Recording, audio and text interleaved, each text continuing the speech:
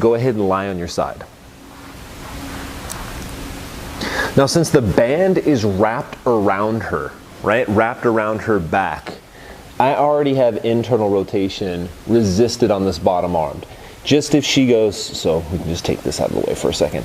If she goes like this, the band gets stretched around her arm. That'll resist my internal rotation. Now, to inhibit my pectoralis major with horizontal abduction, all I have to do is cue Melissa to take this shoulder and press it back into the wall. All right, so we're using a plyo box just for video purposes, but you guys could just do this against any blank wall. Now, to get the latissimus dorsi out, I'm going to go ahead and use a little shoulder flexion, and the way I'm going to do that is I'm going to have Melissa take this hand and put it on top of her bicep. Right, so now she's getting pretty close to what's going to end up being this kind of cross-armed pose, which is our goal.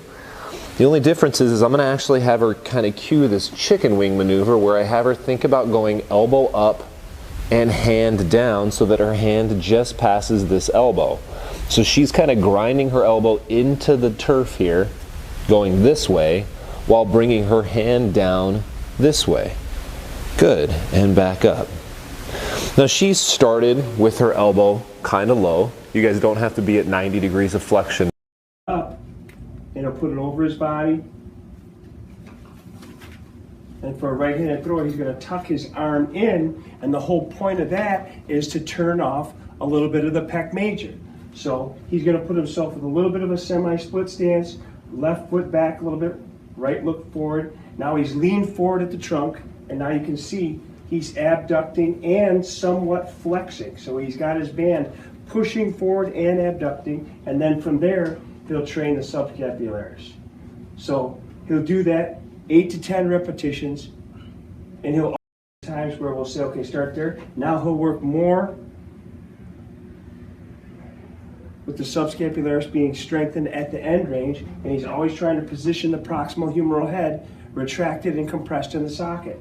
So if you're just going to let your shoulder be floppy and your elbow go everywhere and let the pec major do all the work, you're not necessarily against the wall. Push backwards against the wall.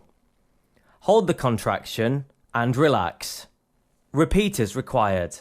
This exercise. Here he starts to move downwards, rotates inward, brings the thumb down to the opposite pelvis. He does not compensate, and then he holds for 5 seconds and then brings it back up to the top point. Mike, this time track with it. Look at the hand, and down you go again. Follow your hand. Perfect. Nice solid anatomical between his legs. This is another way I train. I try to do a lot of things all at once to stimulate the spine. So Mike is trying to squeeze this ball together gently so that if I move it side to side or twist it, his body, his pelvis will twist. These are called perturbations. They're, in other words, surprises to the spine. This is what in rehab we do. Or to the humerus. What you're going to do from that position is with the bent elbows, the elbow's bent at 90 degrees, you grip the band and you just rotate internally or rotate inside and then extend it back out. You don't want to use too much resistance when you're doing this. You want to use a nice, reasonable resistance, something you feel, but not left to all the way down and to your right. So with this movement, depending on the, depending on your sport, depending on your activity level, you could do this with a little. And then wrap it around your elbow. And then from here, find a good resistance. And then you're going to go ahead and internally rotate the shoulder. And then slowly come back. And if it's too easy for you, you can go ahead and increase the resistance by coming up a little bit. And then same thing. Go ahead and grab it right here, bring it right on the outside of your elbow, and then internally rotate the shoulder.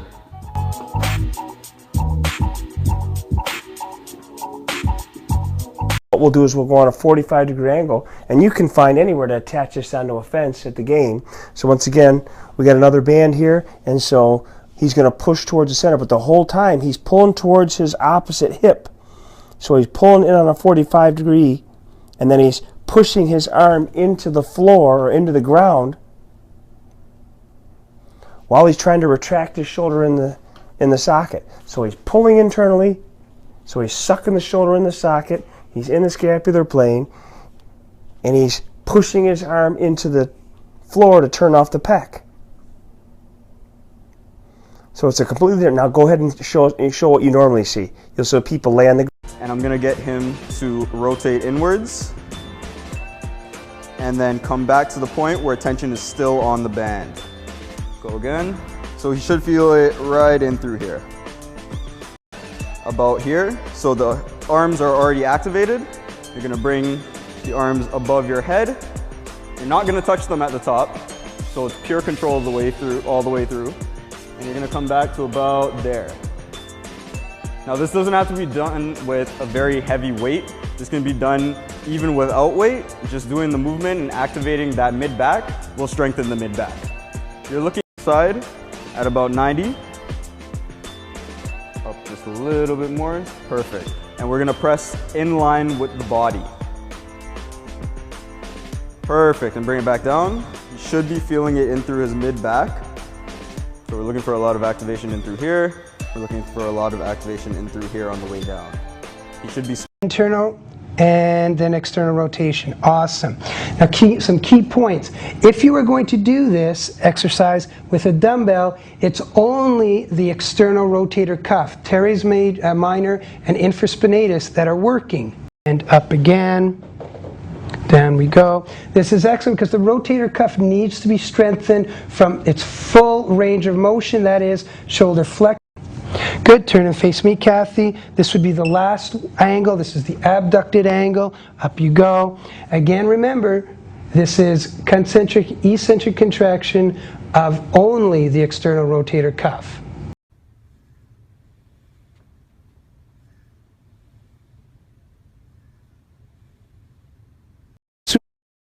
I'm just going to, this is an abductor, so what am I going to do to reciprocally inhibit? Adduct a little bit. I'm just going to squeeze the elbows into the rib cage. As far as my posterior delt does extension, so to reciprocally inhibit, I'm going to do a little bit of flexion. So if he, rather than gets back here, hugging back on the side of his rib cage, goes to the front of his rib cage and just hugs the front, kind of like the is, as soon as he goes back to try to externally rotate, this isn't going to feel as easy as it did the first time you did it. So go ahead and give that a shot. Deep breath. A little harder? Yeah. Yeah, you guys will find that like people can do all sorts of weight when they bring their arms back because they're using those big posterior delts to try to get a lot of force in external rotation, and then all of a sudden, oh man, we're getting good bang for our buck on this exercise now. We've reciprocally inhibited our overactive synergists. We're activating our external rotators, which we want. The towel, you don't have to like squeeze the towel. Just hold the towel on the front of his rib cage. It'll help keep his shoulder girdle where it's supposed to be. Help me keep reciprocally inhibiting those overactive synergists, once again being his supraspinatus and posterior delt. For some reason, the chest out, thumbs out tends to keep us where we're supposed to be, and then we go to one arm and it's lateral humeral rotation. And the more impaired that muscle,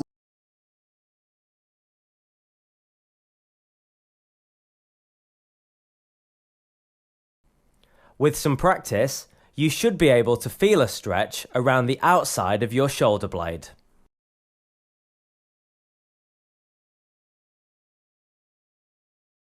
Rotate your arm outwards away from the table while holding a dumbbell.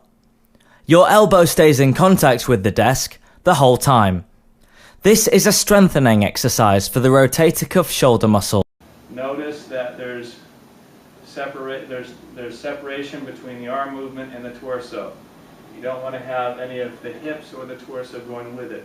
So you're just isolating the arm. I'm going to show you the important that when you're doing your infraspinatus and you're going from low to high, the other one was high to low, so this is also another angle, that you turn your thumb back to get and turn the thumb this way, so you're getting full internal and full external rotation of the shoulder. The body stays straight and pull across the body here. Again, you don't want your hips to swing down this way and hips come up. Body stays straight and over. Part of what is, it goes straight across here. Again, closing the shoulder blade at the end. You don't want to go up too much. Crucial that you perform the full can exercise correctly. Start with your arms by your sides with a set of light weights in each hand. Keep your arms straight and raise them up in the scapular plane as shown here, which is about 30 degrees from directly sideways. Point your thumbs up towards the ceiling and raise your arms up until you reach around shoulder height. Since research has shown that this is the range of motion where the supraspinatus is most active. Pause. Research has shown that adding a towel way as you start doing reps. Start with your arm parallel to the floor, and then while keeping your elbow pinned to your side, slowly externally rotate outwards by pulling your hand up towards the ceiling, and then return back down to parallel and repeat. In a rowing motion with your elbow kept high at shoulder height.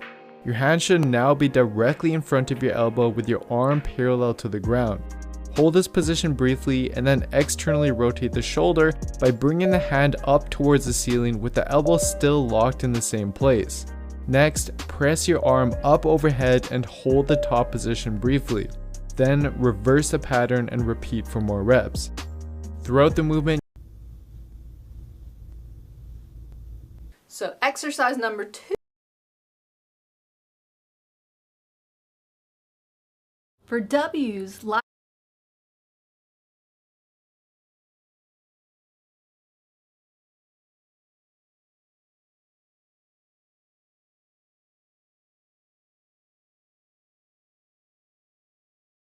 number 7, one of my favorites, is the thumbs up.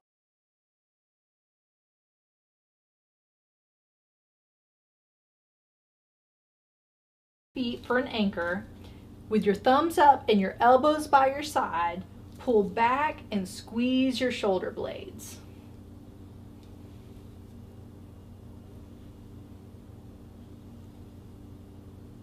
A bear hug.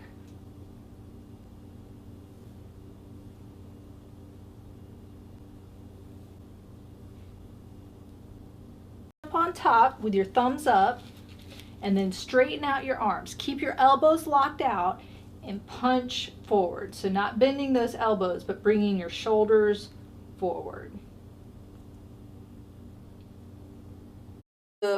Check.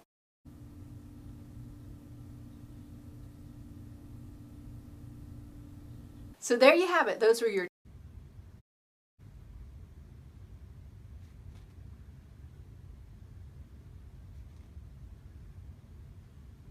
Here I can work on hamstring flexibility, here I can work on maybe quad strength, rear hip flexibility, whatever I'm trying to target. The point of the exercise is the shoulder, but I want to decrease the stability of my stance. So by being in this unstable or unstable stance, I can make the exercise harder. So now what I'm going to do is I'm going to do similar to what I did here, except I'm going to come more out to the side. I don't want it all the way out to the side, but I want it a little bit out to the side. I'm here. I can do it at different angles, but what I'm going to do is go into that external rotation. I'm pressing my elbow out towards you guys at home with the camera right there. While I do this, keeping my shoulder down, I don't want to see hiking at the bottom or at the top. So the more and just pull it in. Do the same exercises. Especially when you have the shoulder pain, we can have it shorter to have more resistance. Pull it out.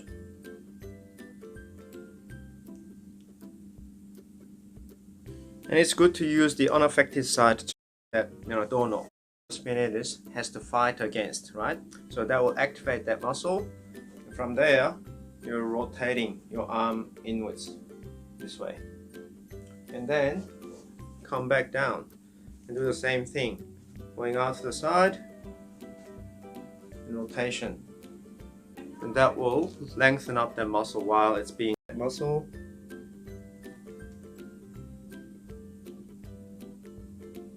And rotating that way. So if you can do the small range, you can do the wider range.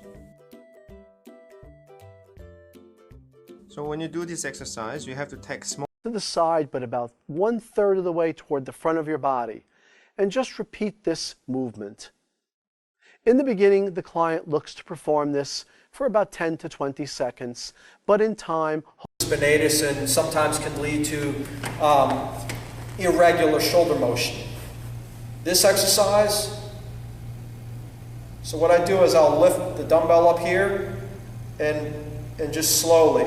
And I have my arm pretty neutral. You don't want to go this way or too much out that way. Although if you're a beginner, you might want to accidentally rotate a little bit, and you might want to start off with a lighter weight.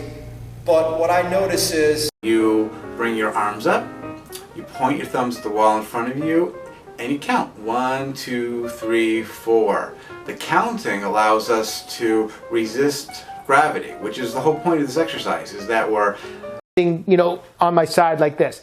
Now I'm going to grip the band in my hand like this. If you have a handle on the end of the band, great. Regular resistance bands don't have a handle, so I'm just gripping it like this. And I'm going to start this position with no resistance and an internal rotation. So this is where there's still no resistance. I'm not going to do this exercise in internal rotation, but I have my arm in that position. And from this starting point, I'm going to start lifting my arm. Now, as soon as I feel the slightest bit of resistance, I'm externally rotating my shoulder so that my thumb is up, and then I'm going to come all the way up. I have my arm straight, and I'm going to come up to just about that angle. Then I'm going to lower it down, and as I come down, as the resistance goes away, I'm internally rotating the arm. As he can, and coming down across his body to eccentrically control the motion. Good, and one more time. Thumb up, rotate thumb down, protract, reach across the body. So the second exercise we're going to be showing you is the supraspinatus sit-up. I'm going to start with Max laying down. Pause the video right now and try out that first exercise we showed you and comment on our video below and let us know. Starting up, his arm's going to stay parallel with the ground the whole time. He's going to try to maintain that parallel position with the ground as he sits up, reaching for his opposite leg. And he's going to protract and reach as far as he can the whole time. Holding that protracted position, he's going to start to sit back down, controlling this motion the whole way. Good. And again.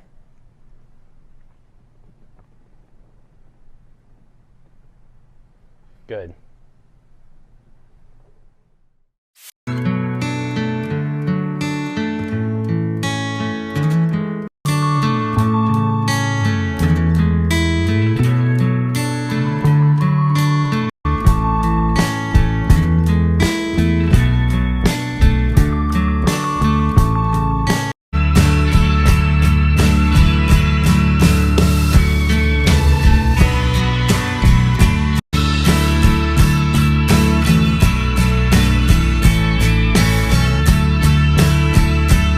Your elbow is bent to a 90-degree angle while you grab that free weight. Now what you're going to do is keep your elbow bent as you pull that free weight up towards the ceiling. Up nice and slow and then down nice and slow. Thumbs up here, thumb even pointed back behind me there. What that's doing is that's adding a rotation component. Again, that's going to work those muscles right in the back of your shoulder.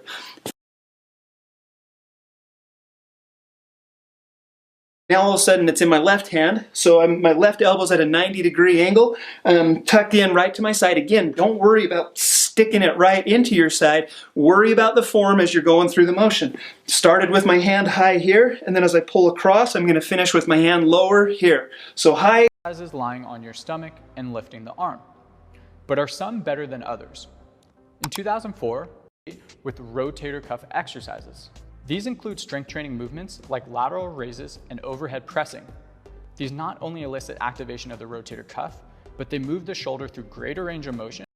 With increasing loads, these have been shown to demonstrate increased activation of the supraspinatus and infraspinatus, as well as the serratus anterior, lower trap, and the deltoid muscle. Now, if you're someone experiencing front shoulder discomfort with these movements, we can make a temporary transition on the shoulder. As a disclaimer, we do understand that EMG studies supraspinatus and infraspinatus, and therefore can be more. And I like to teach it where we go back and I say, just like you're putting your hands in your pocket at that level, below the belt with your hands, and then watch my shoulder blade. He's squeezing his shoulder blade. The exercise is very important to ensure you are working the correct muscles. Stand in a small squat position to activate your core muscles and stabilize your shoulder blades into a neutral position.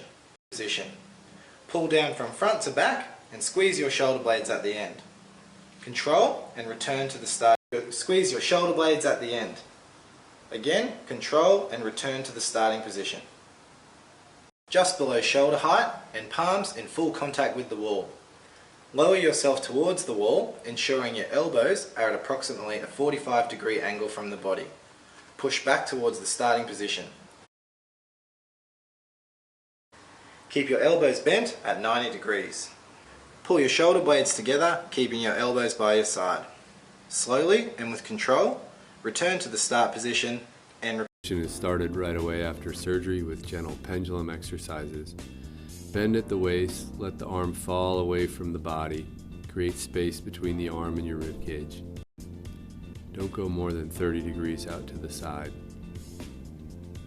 Just a light, gentle rotation stretch. Active range of motion, the elbow, wrist, and hand is done to prevent stiffness in the sling. Make sure you're extending your arm or straightening it out fully at the elbow.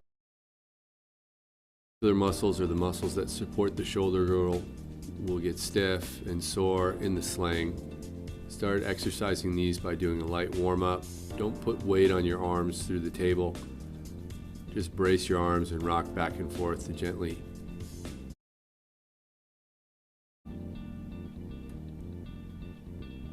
grip strengthening is done with a squeeze ball or with a grip strengthening device to maintain strength in the hand.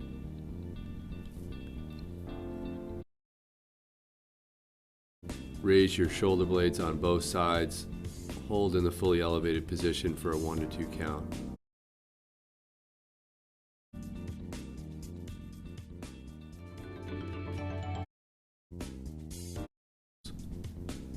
Gently with your arms. You can also do forward rolls.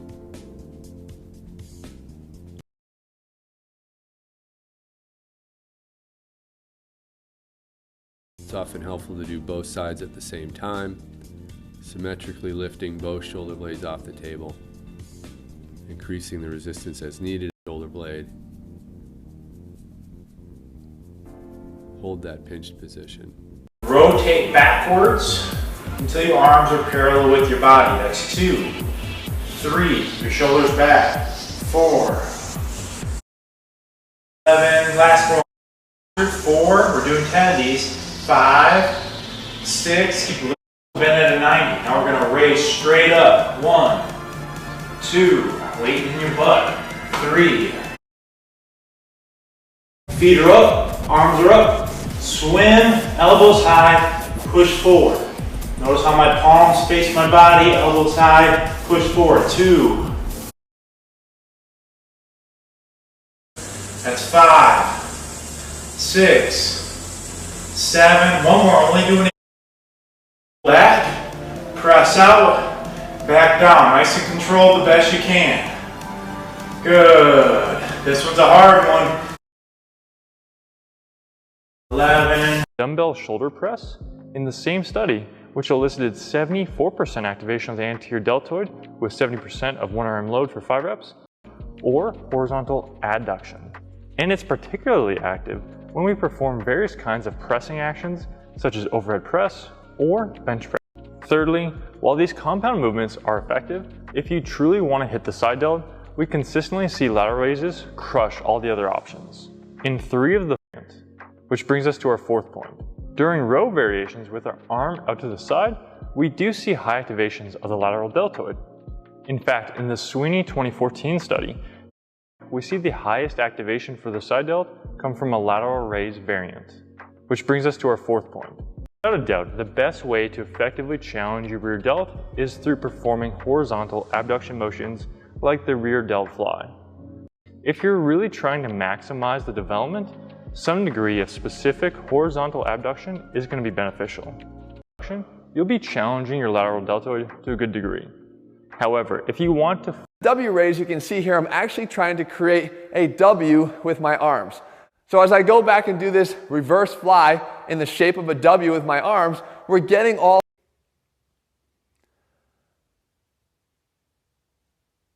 and even a bend is that? Well, if you look at the anatomy here again of this muscle, your glutes are squeezed tight, your core is squeezed tight, and what you're going to do is move the barbell to an upward position while keeping, instead of a pronated grip, so a palms down grip, we have a nice neutral grip on the dumbbell. We're going to keep our arms slightly bent again on this one. That is going to help save the bicep as sides. You could do both arms at the same time, or you can do one arm at a time like shown here. And again, all of the cues are going to remain exactly the same as the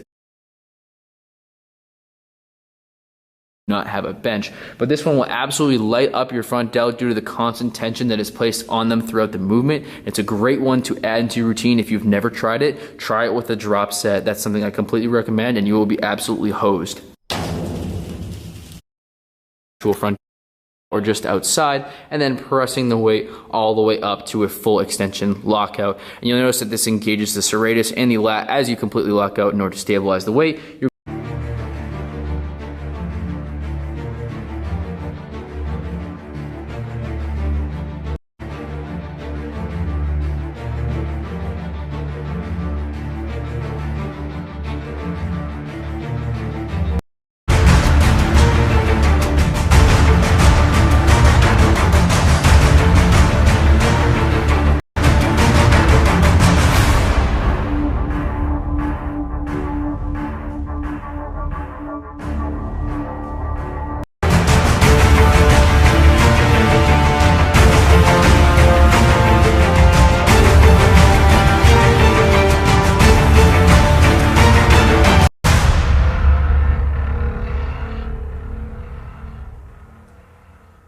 Swing the dumbbell up and then let it flat down, but don't do it. Instead, keep that dumbbell under control the whole time. At 6, 7, nice. Both ends, 6, 7, we have 3 more.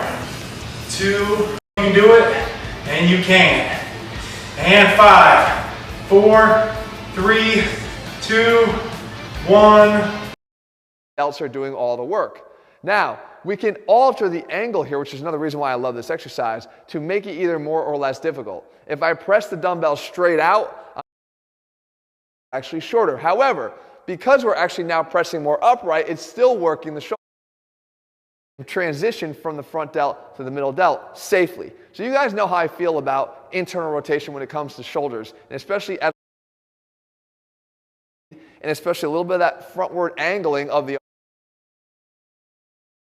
heavier weights to hit this area. And that's one thing we don't usually get the opportunity to do unless we're pressing.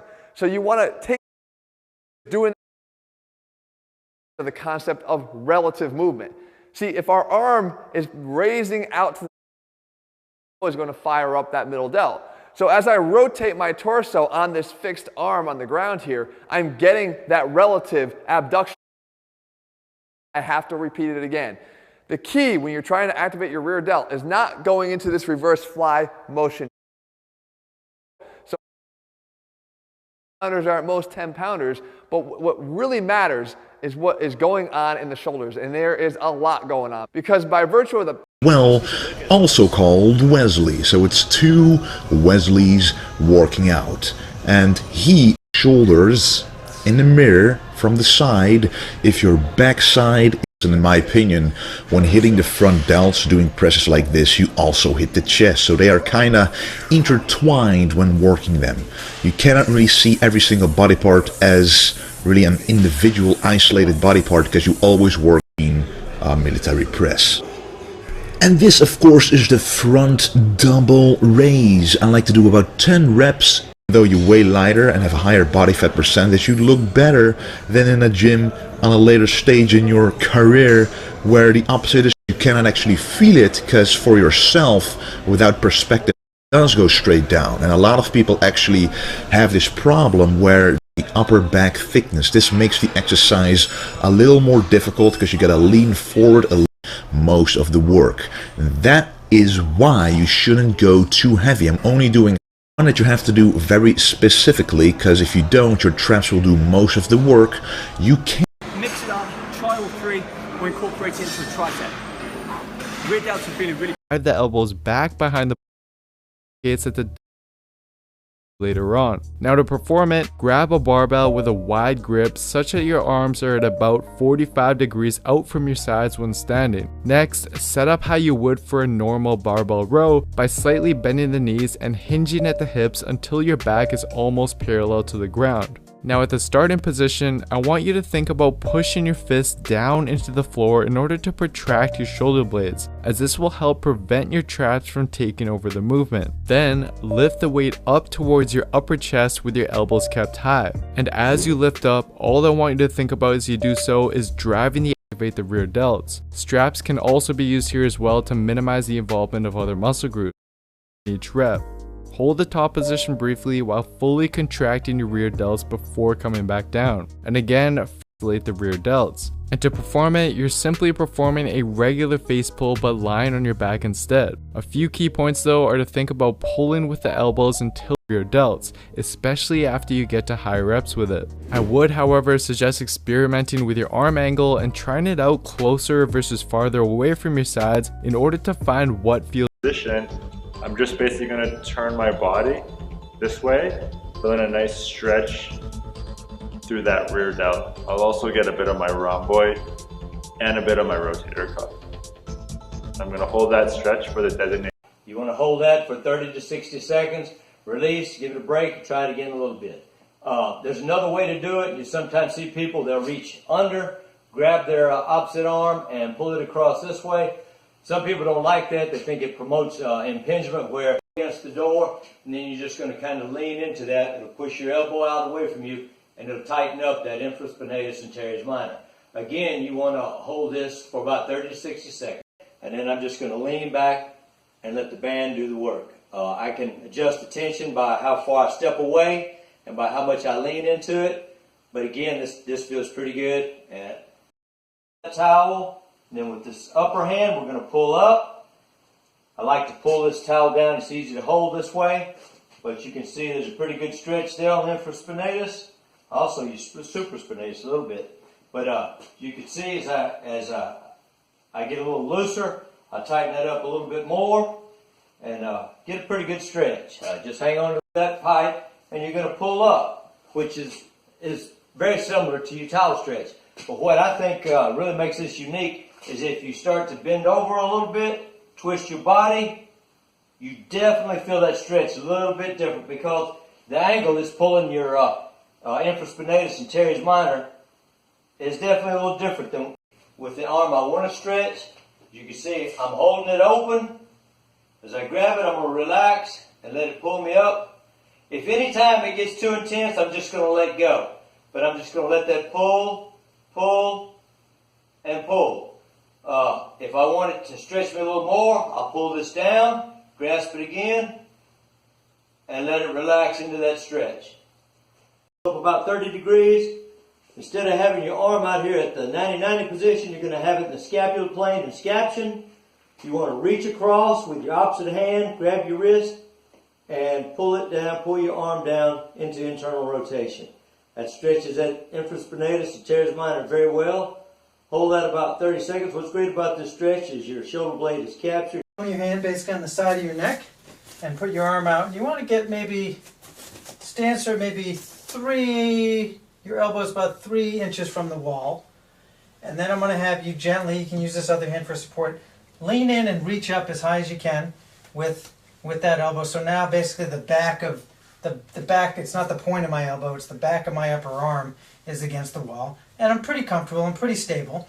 But again, you can use this hand for support. And now take this leg, your leg closest to the wall, and sneak it around back a little bit. And you may have to now move your arm over a little.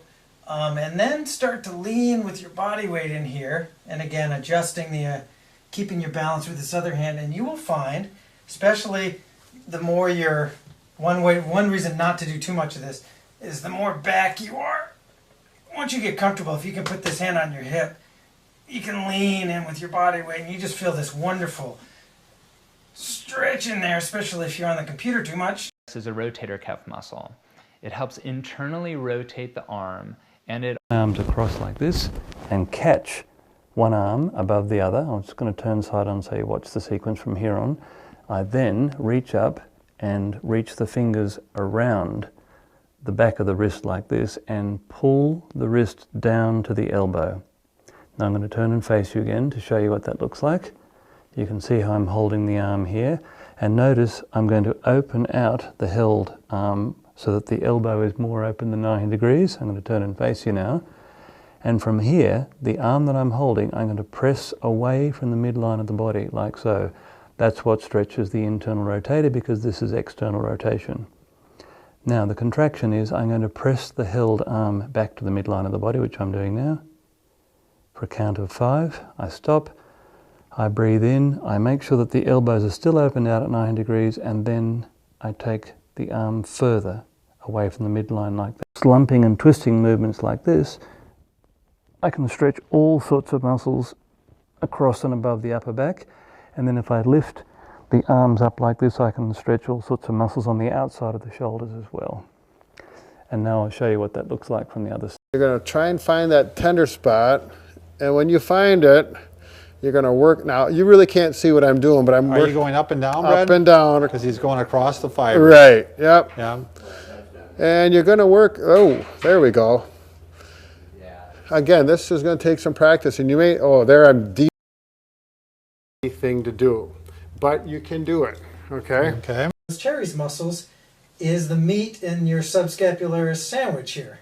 And if you just basically press straight back, like I'm pressing back toward that wall, back toward the Soji screens there, press straight back, and then you move your arm a little bit, like so, or while you press on any tight, tender spots.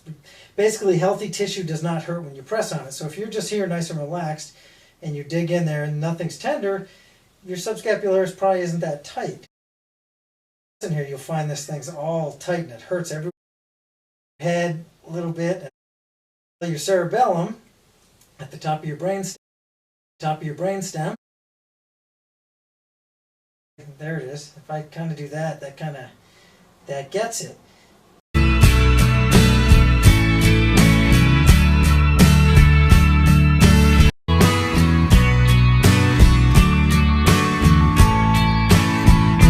Your shoulders down, and we're just going to go through overhead movement. So the ball there, go overhead. You can do this like one arm snow angel, up and around, and you can even do across your body. Really, any shoulder movement's fair game, just as long as you know you're in that spot that we found, and you're tapping and stretching the muscle. Make sure you find the infraspinatus, or the spine of the scapula, and drop straight down to the infraspinatus. All right, go ahead and try. Okay, the backs of your hands. Now you can see I'll try to move my elbows forward, okay, as much as I can. Once I hit a limit here, I've actually hit the end limit of my internal rotation of my shoulders. I've got them inside the knees. I can use my knees to actually drive the elbows in a little bit more. Thumbs up, lean forward the best you can, and then allow the elbows to drop to the floor. While holding the stretch, breathe easy and hold it for about 10 to 20 seconds. Up and back. You're now pulling your shoulder right into external rotation. So you can stretch the internal rotator of the rotator cuff, which would be, again, that subscapularis. Which is your arm. Just press firmly and hold this position for about 20 to 30 seconds and do this. And we're just going to do it laying down. Yep. And if you want to make this more difficult, you can put some weights.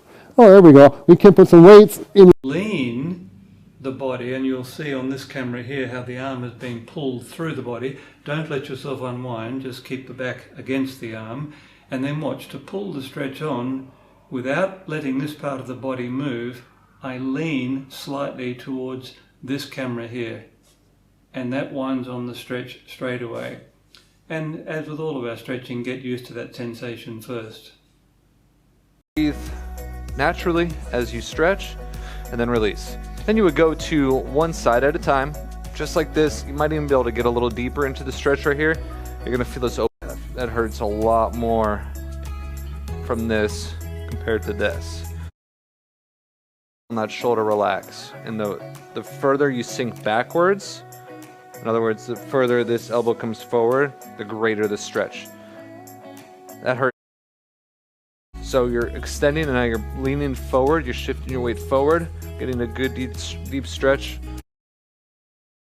And all I'm doing is just pretty much describing the wall and leaning forward, back. So as you can see, the shoulder is rounded forward, but it's gonna hit a surgery. This is the external rotator cuff stretch, which are mainly the contacting your back. Then try to turn over towards the stretching shoulder.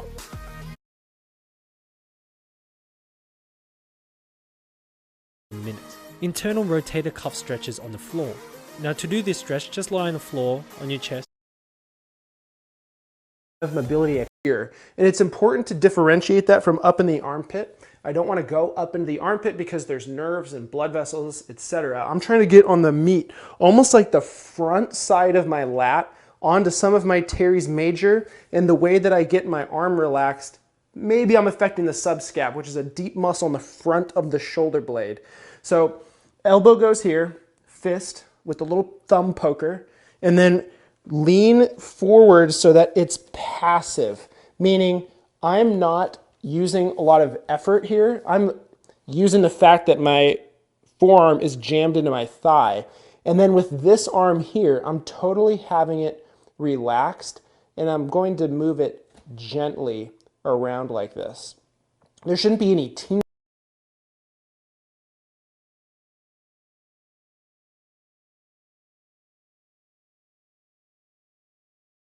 Over and around your head. You should feel a gentle stretch just beneath your armpit. To make the stretch stronger, pull against your arm. This is the teres major stretch. To get that little bit of extra extension that you might need. And you could do this, you could do that. And make sure your palm is facing away from the bed. You will feel a stretch just behind your armpit. To increase the stretch, roll your top shoulder forward towards the surface of the bed. Anterior or front deltoid by reaching the arm straight back, contracting the rear deltoid and tricep. At the end range of your motion back, add a downward chop. The pectoralis and front deltoids are frequently tight muscles. These stretches will not only stretch the targeted tissue, but will also help to strengthen your chest forward and your shoulders back, and press your hands into your back. This should stretch the front portion of your deltoids. You can play around with this because everyone's going to have a different flexibility amount. Some of you might not be able to pull your hands so far up, maybe down here, and you're just going to push your chest out and push your hands into your back. That's going to stretch the front. And I push back, my hand against my butt and my chest away. Then I can switch to my left, do the same thing, just like that. Okay? Or that deltoid head gets stretched. You might not be as flexible in the beginning, so you might be out here. Just pull it as hard as you can. Degrees, your arm is at 90 degrees, your elbow is at 90 degrees. You take the hand and you're going to push your hand down towards the bed. All right, so that's pretty much going to be what a sleeper stretch looks like. It's a dangerous stretch because you're stretching the capsule of the shoulder, so do not, and I repeat, do not stretch it like a muscle stretch, because a muscle stretch you can pretty much go crazy with the capsular stretch, you don't. Okay, so make sure you're going to try to push your hand into your belly, making sure that your hand is relaxing, your fingers are relaxing, your wrist is relaxing. I tell people, pretend like you don't have a hand, you just have a stump. All right, so take your stump or your nub and just push your nub into your belly or into your rib cage and try to feel something firing on the inside of that armpit. In so it stays in the socket, and then you can grab the bottom part and apply this external rotational torque to your arm like this. Good posture here, keep that shoulder plugged back, lifting this, holding, okay? You're gonna hold this for about a minute, okay? You can shortened or slackened state. I will then feel around for points of restriction within the subscapular fossa. I will then tack these areas down with a lacrosse ball, followed by lengthening the tissue, allowing my shoulder to go into external rotation. I can repeat this motion for a couple minutes or until I feel the tissue releases. As you can see, after the Superior scapular angle.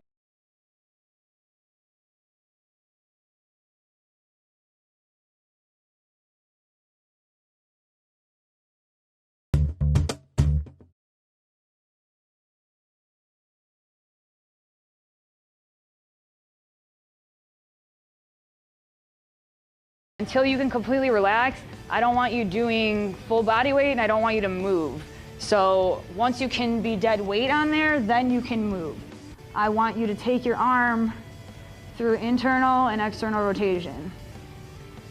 So basically, you're getting active range of motion. You're gonna pinpoint the knot with the massage block and then you're gonna move your arm to get that range of motion. It's kind of like, I know it could hurt, but it's good for you. All right, so find it there. Keep your arm bent for right now. And if you can see it, I'm just directly on my arm right here, right in between your Massage therapist. This is my friend Ashley. Hi. Today we're going to be talking about the rotator cuff. This is my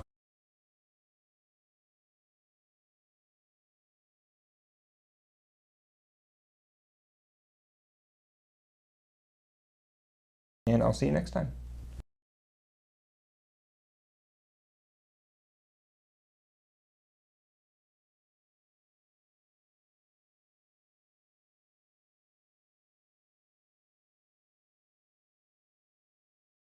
Over this one particular tender spot with very, very slow rolling movement.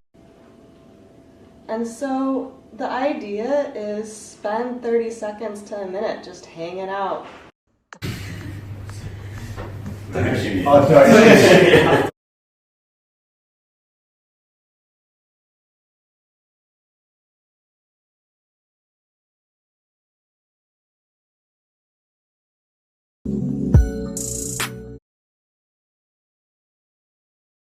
A method, fascial technique.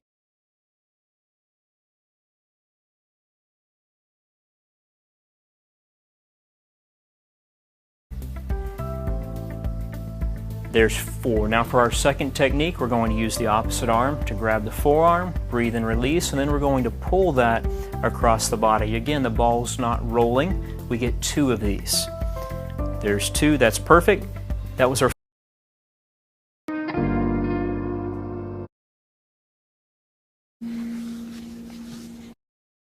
It's called the spine of your scapula. The supraspinatus is right at the top of the spine of the scapula. What?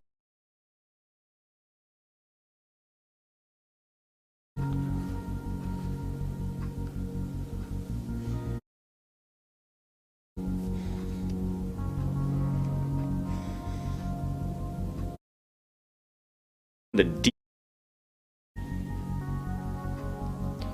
And as the muscles let go, you can start to work deeper. Each and relax it. There we go. Painful? Good. And lift against my pressure. And down.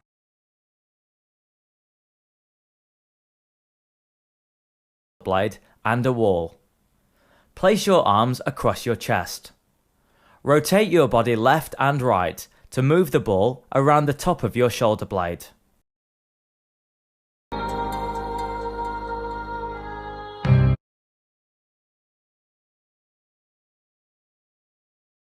And then I'll start rolling forwards and backwards on that muscle. Because the teres major is a really small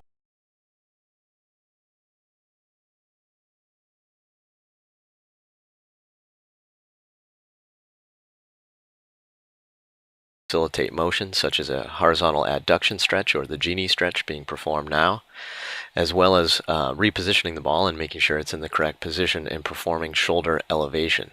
So notice in this position I'm not flat against the wall, I'm kind of angled to a little bit to the side, so that way I'm getting pure scapular plane elevation and not Between there, we're going to tension up towards the shoulder. We're going to start our arm right about here, tension through. We're going to bring our arm back, elbow driving back. Once you can't go back any farther, we're going to reach up, tension down towards the nipple on this one, reach and hold. I'm going to show this again in real time.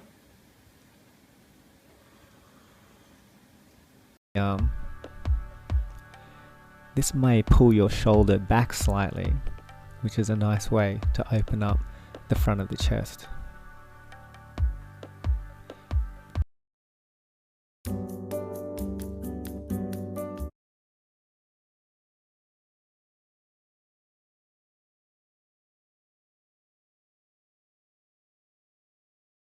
The anterior deltoid is a major medial.